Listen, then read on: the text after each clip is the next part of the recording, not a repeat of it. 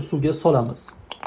Qip-qizil bo'ladi. Keyin buning ichiga zamyakulkislarimizni solib qo'yamiz. Do'stlar, zamyakulkisi poyasi yoki barglar sarg'aysa, birinchi o'rinda tuyagidan chiqarib, ildizlarini, kartoshkalarini tekshirish kerak.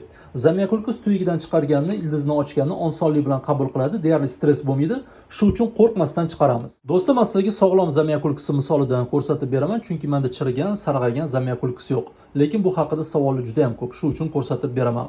Zamyakulkis poyasi yoki barglarini sarg'ayishining asosiy sababi bu chirishdan. Juda ham ko'p suv quyib yuborgansizlar va tagida chirish boshlangan. Buni tuzatish yagona va samarali yo'li ochib, tekshirib, davolash kerak.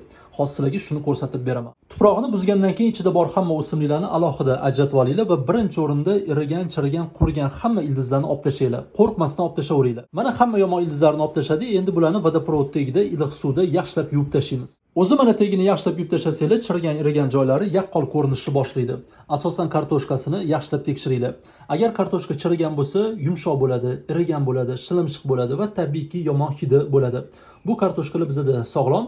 Agar sizlarda chirigan kartoshka bo'lsa, albatta shu chirigan joyini biz kesib olib tashlashimiz shart. Misol uchun kartoshkani mana shu joy chirigan bo'lsa, biz sog'lom joygacha kesishimiz kerak.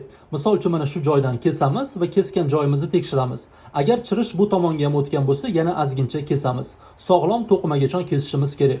Do'stlar, kartoshkani qo'rqmasdan kesaveringlar. Zamyakulkis kartoshkasini ozgincha bo'lagi qolsa ham zamyakulkis yashab ketadi. Do'stlar, shu joyni aytishdan chiqdi. Har doim o'simliklarni toza va o'tkir pichoq bilan kesinglar va kesishdan oldin pichoqni albatta spirt bilan dezinfeksiya qilib yuboringlar. Bu juda ham muhim. Do'stlar, mana hamma chirigan, irigan joylarini kesib tashladik, olib tashladik. Endi shu chirish davom etmasligi uchun, chirish to'xtashi uchun, chiritadigan bakteriyalar hammasi o'lishi uchun biz bu o'simliklarni fungitsid bilan davolashimiz kerak. Fungitsid bilan dezinfeksiya qilishimiz kerak. Bugun biz Maxim ishlatamiz. Buni ishlatish juda ham oson. 2 mg Maximni mana shunaqa ko'rinishda bo'ladi. 1 litr suvga solamiz. Mana 2 mg Maximni qizil kraskaga o'xshaydi. 1 litr suvga solamiz. Solib yaxshilab aralashtiramiz. Mana shunaqa qip-qizil bo'ladi. Keyin buning ichiga zamyakulkislarimizni solib qo'yamiz. Hammasini solib qo'yinglar. Bo'kib turish kerak. O'rtacha yarim soat mana shunda turish kerak.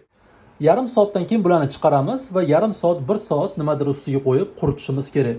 Salqin joyda faqat quritinglar.